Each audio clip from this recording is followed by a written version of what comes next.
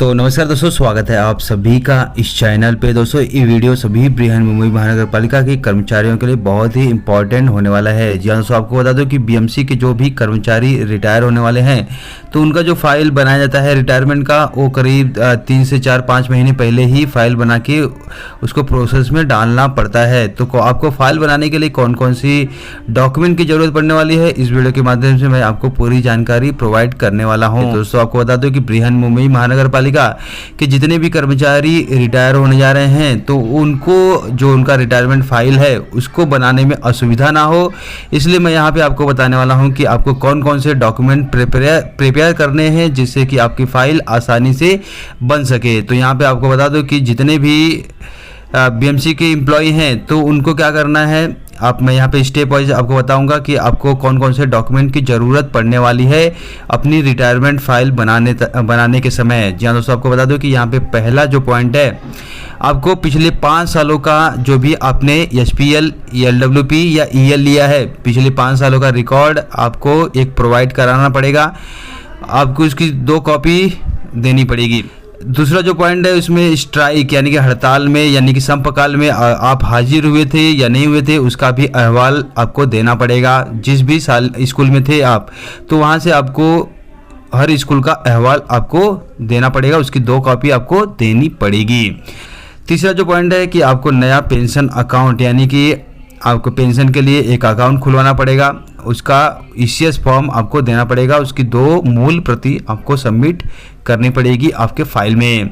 चौथा जो पॉइंट है, पेंशन अकाउंट बैंक का एनेक्सर 1 लगेगा, यानी कि जो भी जिस बैंक से आपकी पेंशन निकलने वाली है तो उस बैंक का एनेक्सर 1 की 2 कॉपी आपको देनी पड़ेगी। इसके अलावा जो 5th पॉइंट है कि आपकी जहाँ पे पगार इस समय पेमेंट निकलती है इस समय, तो उस पेमेंट वाली बैंक का ईसीएस फॉर्म भी आपको देना पड़ेगा, उसकी 2 कॉपी लगेगी आपकी फाइल में।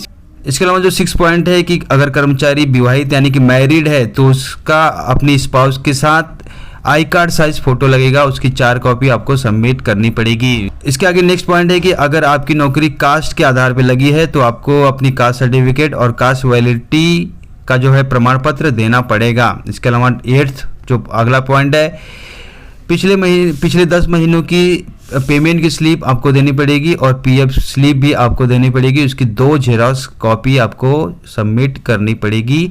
10 महीनों की पेमेंट स्लिप और पीएफ स्लिप की 2 जेरॉक्स कॉपी।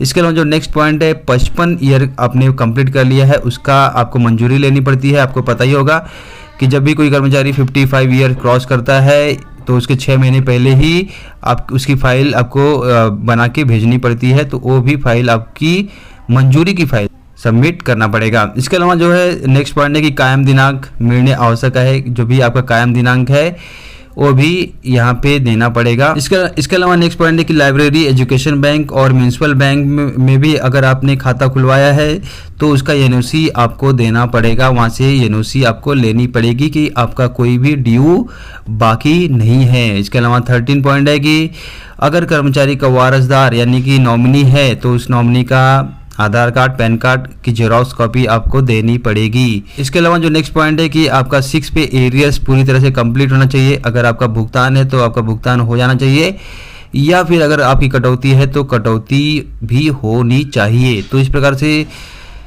आप देख सकते हैं कि आपको रिटायरमेंट के समय ये डॉक्यूमेंट की ज़रूरत पड़ने वाली है। तो आप अपनी अगर कोई भी कर्मचारी रिटायर होने जा रहे हैं तो आप इसके हिसाब से अपनी फाइल खुद ही बना सकते हैं, कहीं पे जाने की ज़रूरत आपको पड़ने वाली नहीं है।